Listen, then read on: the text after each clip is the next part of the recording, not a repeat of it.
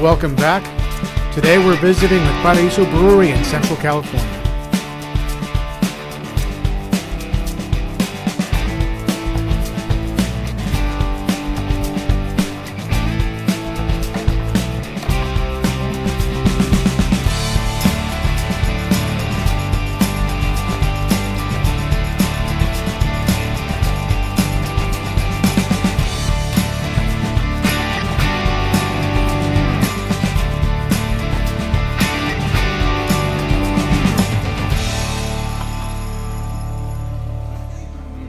Hi, welcome to Paraiso Brewery.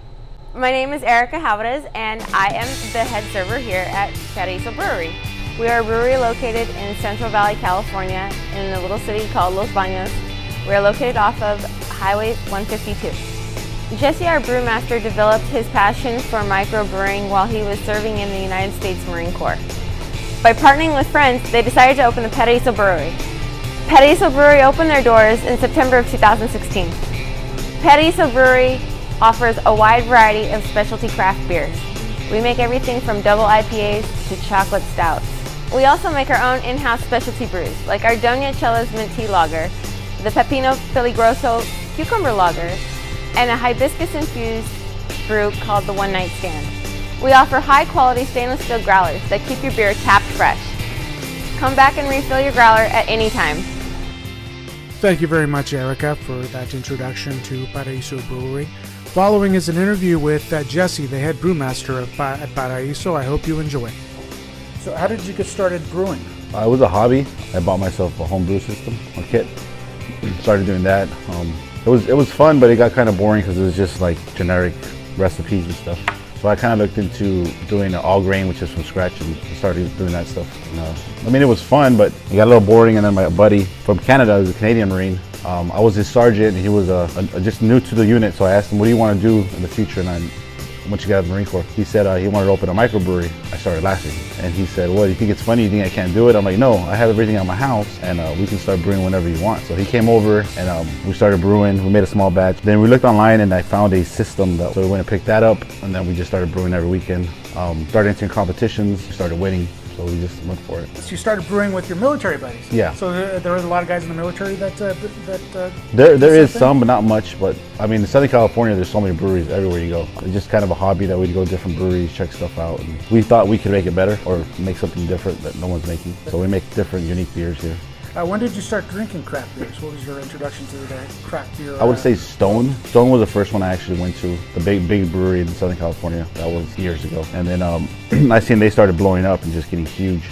And then other smaller breweries started opening up. So I went to a Pizza Port, was the big one, and by the base. They had a pizza place and they had to make their own beer. They're the first ones that ever started selling growlers, which is the bottles you take home and stuff. So I thought that was pretty cool. After that, just going to other smaller ones around my house. I used to have a house in Temecula. Within walking distance, I want to say there was 4 or 5 micros, about this size. But now they're all big now. So how did it all come together to open up Paraiso Brewery? My buddy, he's a big part of it. Right now we have actually there's 3 partners. My buddy lives in Southern California. He's kind of the big push for this. He's one of the big owners. And then the other 2 guys, the Canadian Marine, he lives in Canada. He's a part owner, and then we have another a guy that's part owner too. So we got it kind of off the ground. It was hard at first because we couldn't get a loan anywhere because we weren't established. So we needed to have partners come in and help us actually get it off the ground. Why did you decide to open up a brewery here in Los Banos, California? Originally, the plan was to move to Montana. My wife's family wanted us to come out here. They said they'd help us out and stuff. So we came and checked it out here. We stayed here for about a year, and then we fell in love with the town, so we just bought a house. And since I'm the one that makes the beer and pretty much ran this business for the past 2 years, and now we have Erica that's kind of taking over that part now. I was the one doing everything, so this was the best spot. Because we wanted to do in Orange County. That was another spot that we were looking at. It's so much more expensive over there. And over here, I met a lot of the city council members, people in town, great people. So they kind of helped us get it going. So the Paraiso Brewery has been well received by the locals? Yes, we have a lot of great events. We have comedy night, trivia night, events like that people there's nothing around here like that. So then we just finally got food, so that's helping us out. And then we're actually working on an event center next door. Hopefully in a couple months we'll open that up. It'll be a bigger venue. We'll be able to rent that out for parties or special events and stuff like that. Well, What are your favorite beers outside of the beers that you make here? Well, I was a big fan of IPAs, of course, Pliny the Elder, those kind of beers. But now I'm really starting to get into the juicy IPAs, which is East Coast style IPA. Okay, well, explain to us, what is a juicy IPA? It's an East Coast style IPA. It's really cloudy. It looks like orange juice, and it kind of tastes. It's got a lot of characteristics of orange juice, but it's a beer. It's kind of hoppy. It's a unique flavor. There's no beers out there really that you can compare to them. Can you give me an example of a juicy IPA that I might be able to find at the markets? It's kind of tough because right now the only ones really doing it big around here it's Southern California. They're getting into it. Around here, it's hard to find them. Where do you see Paraiso Brewery going from here? From here, we're a corporation. This is just a tap room, so we're going to franchise out and try to get other places open in different areas using the same kind of aesthetics, the same look, same menu, same beer, just different tap rooms and stuff. So this is only the beginning of what we have in store and what we want to do.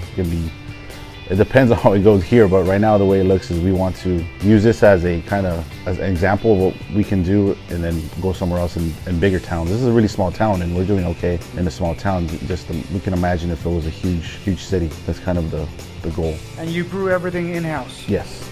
We have a 3-barrel system, which is 100 gallons. Originally that system was from was Fallbrook Brewing Company. See, because what happened in Fallbrook, because I was in Murrieta, I sold my house because I was getting out of the Marine Corps. So I started brewing out of the garage in my apartment. They called the police on me, thought I was doing meth or something in the garage. So but you were actually just I was just making beer. So the cops came and they pretty much said, he's not doing anything illegal, you can't. It's a hobby, he's just making beer.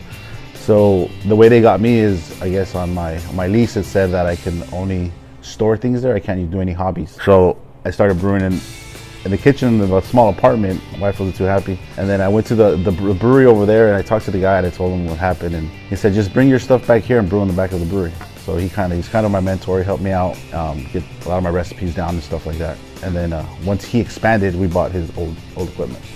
So tell me about the beer that you're most proud of. Right now, the one I'm most proud of right now is called One Night Stand.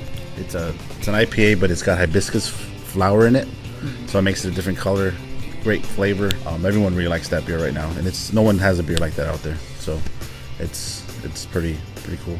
So you're the only brewer making a hibiscus beer? No, there's other people making hibiscus beer, but nothing like the one I made. What do you have in store for the future as far as new recipes? Well, I'm always messing with stuff. I like doing different things. I'm trying to make a beer for the Garlic Festival. Trying to make a garlic beer. I've made it before. It's come out okay, but I want to perfect it before I can take it in there. And I'm also trying to make a bacon beer for the Bacon Festival. Bacon beer, really? Yeah.